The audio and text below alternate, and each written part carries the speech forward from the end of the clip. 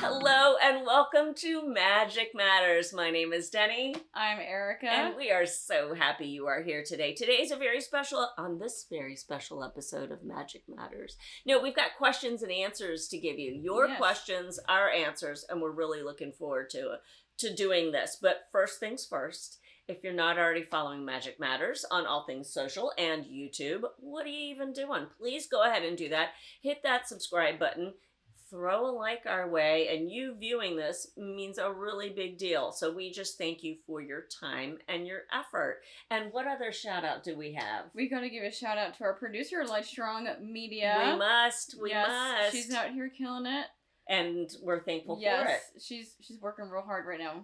Sitting on the ground, but she's working hard. It's amazing. It's amazing. The efficiency. Thank you, Lightstrong Media. Yes, it's beautiful. Where are we starting off today? So where would you like us? This is like rapid fire. We have a handful of questions. Okay. Some of these are from a while ago when I screenshotted them, so I'm sorry if this no longer serves you, but I do think that some of these questions are really good for any time. I love that. Okay. Sorry.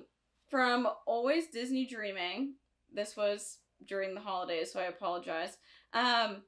Think cold. Yes. Okay. We're going to talk about Mickey's Not So Scary and Jollywood Nights. If you were to go to one during the holiday season, which should it be? That is so easy. The easiest. Oh my gosh, it's Mickey's. Yeah, it's Mickey's very merry. Please don't go to Jollywood Nights. No. Do not waste your money on that thing. Yeah. Bless them.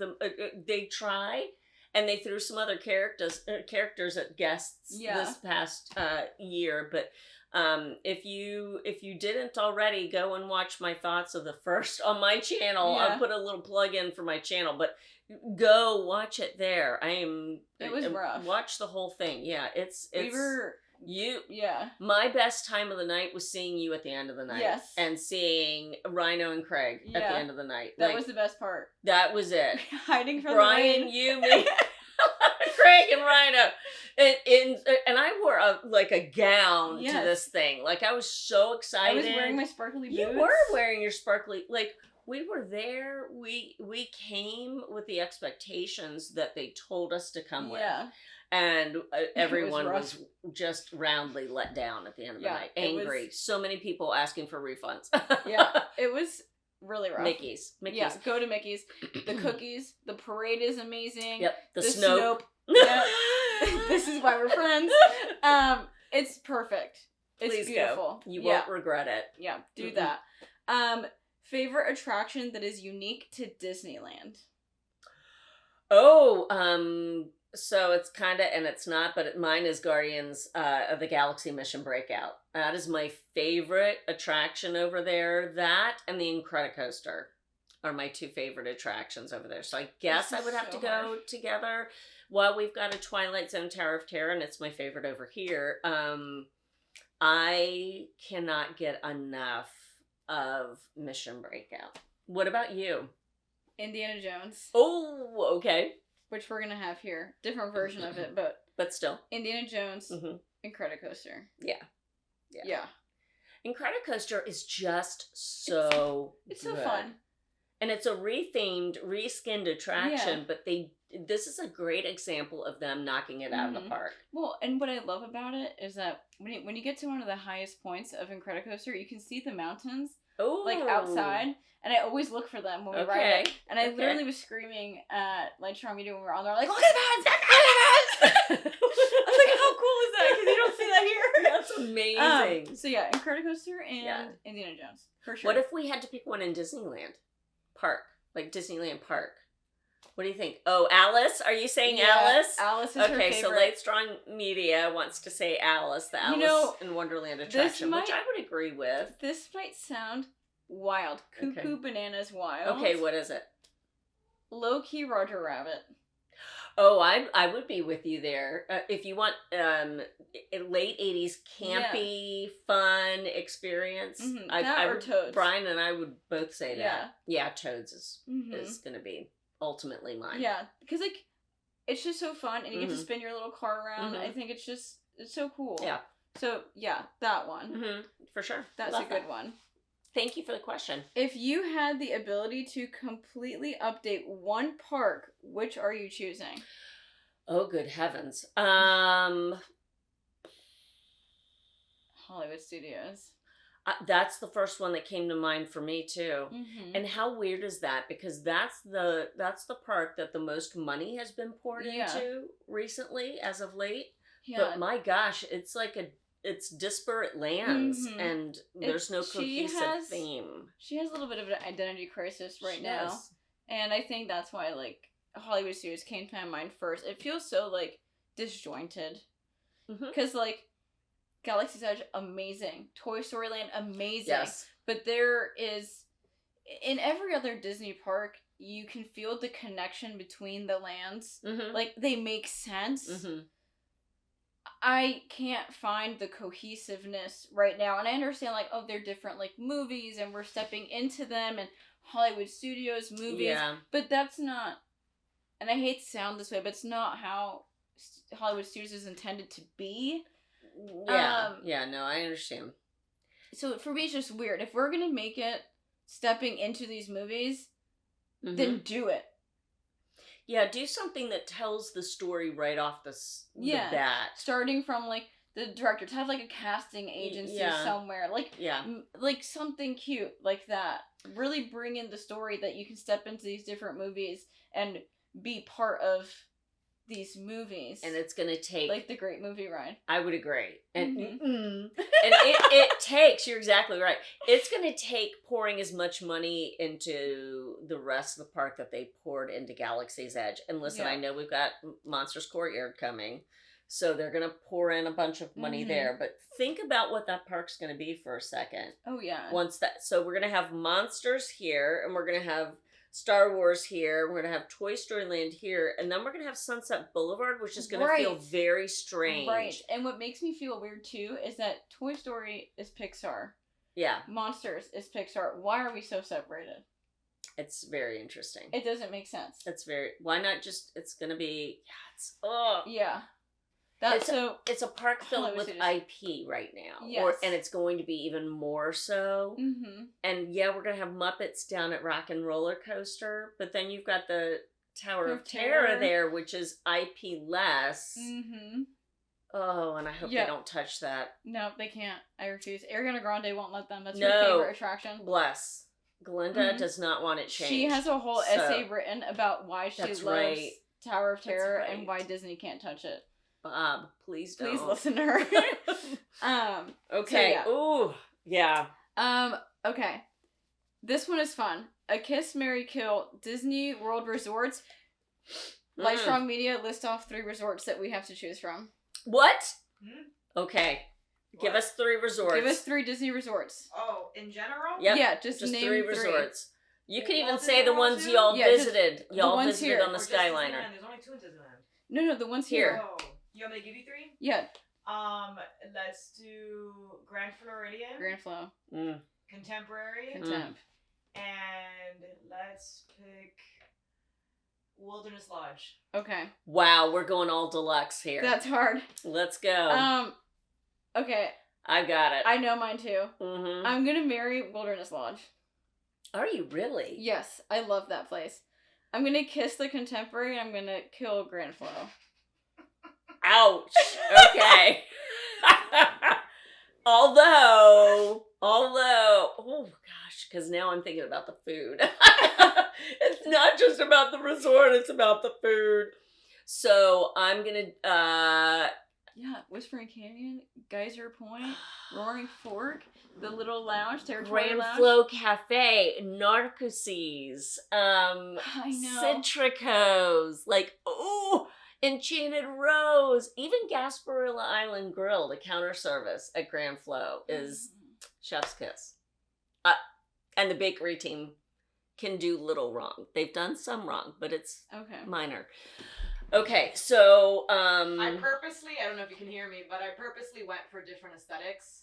So I didn't even put together that they're all deluxe, but that's what I was trying to do. I like different that. But I couldn't give you 2 different aesthetics with like Pop Century because I didn't want you to kill that one and pick fancier. Yeah, no, it's understandable. Yeah. There's a method to your madness. Exactly. And we appreciate it at all times. I am going to say, oh my gosh, even with Geyser Point, Geyser Point is so good. Mm-hmm. Okay. I'm going to say Kiss Grand Flow, Mary the Contemporary, because I love it. How I love that place. I love it before The Incredibles came to town. You're gonna kill And I'm killing Wilderness Lodge. She hates nature. That nature, those animals, no. We have to save the national parks. I know, we do. Leslie Knope wants me to save the national park. Yes, but if putting it down to those three things, I love. Now, granted, the Grand Flow is not my aesthetic all the time. Although I do have like a granny cardigan on today, so maybe it is. But yeah, Wilderness Lodge is a little. I feel like Wilderness Lodge sometimes. The arts and crafts, just aesthetic, can be a bit on the cold side. So a bit, there's no warm fuzzies, literally no warm fuzzies. And so I kind of go, okay. The miso glazed salmon at Grand Floridian Cafe, that can do no wrong. So, okay. If nothing but the salmon. Okay. And then this will be our last question. Okay. They want to know, can I ask about Epic Universe? Of course you can. Absolutely. What are you most looking forward to at Epic Universe? That's easy for me. Dark Universe. Yeah. For me, yeah, it's anything having to do with another world for Harry Potter. Like that is, so Ministry of Magic is what I'm looking forward to over there. And I am a nominal at best Harry Potter fan. What I am a fan of is ultra themed areas. Yeah. And I remember stepping into Diagon Alley for the first time and going, oh, holy crap, Disney's in trouble. Mm-hmm. Because we have nothing like that. Yeah. At the time, we had nothing like that at Walt Disney World. And I would still say we still have nothing like that. No, it's... At Walt Disney World. I know Galaxy's Edge is good, but nothing... Nocturne Alley, what? Yes. There's something just so different. Yeah. So different. It's so tangible. Yes. It going back to stepping into the movie, you have stepped into like if you're on the set.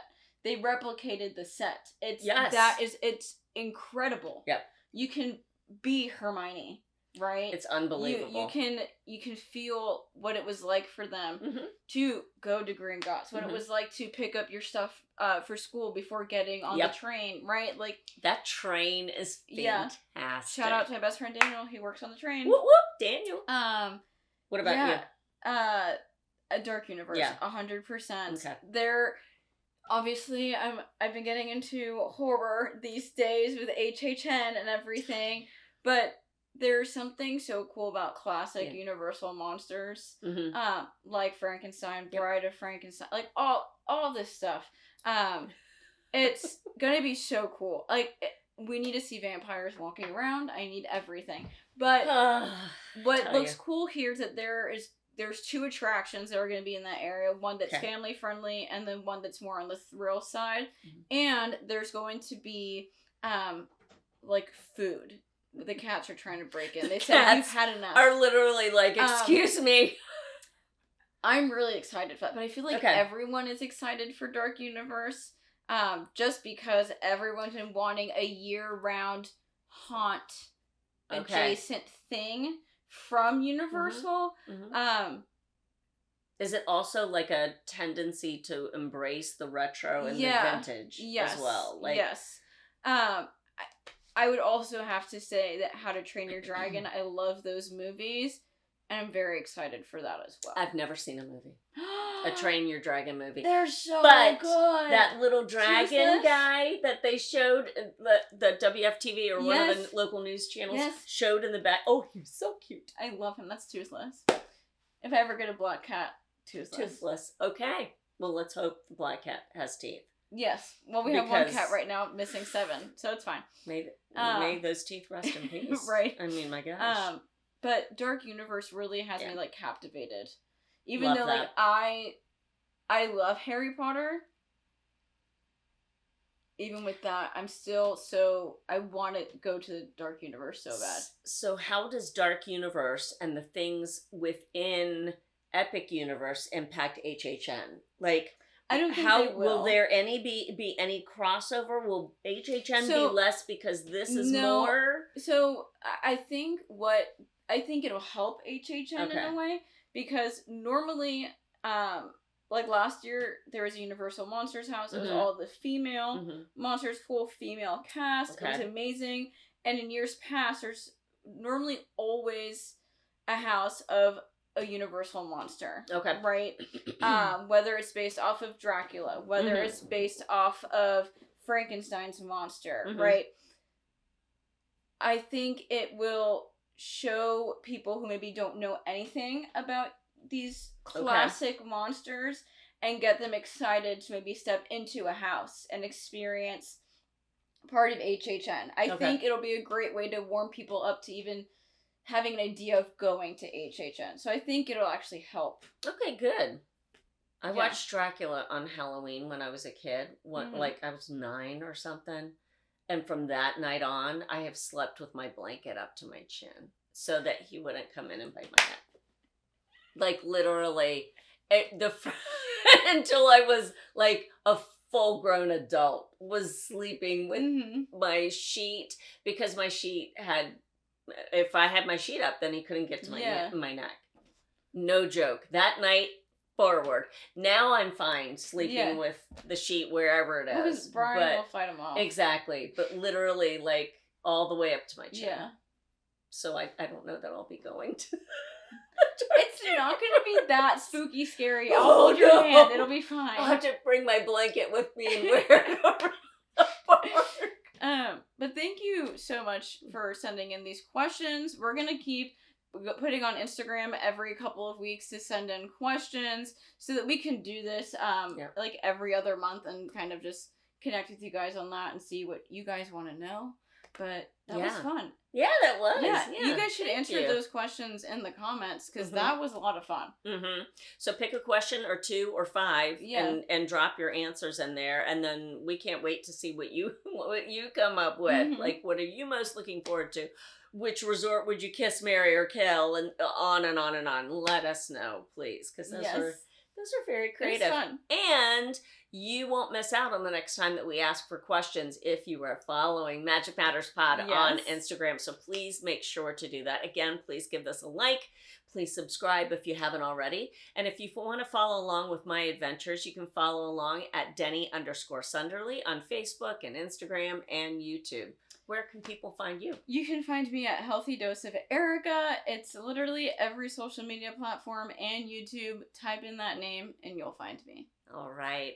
And just remember, friends, whether you have more questions than answers right now in life, always remember that magic matters.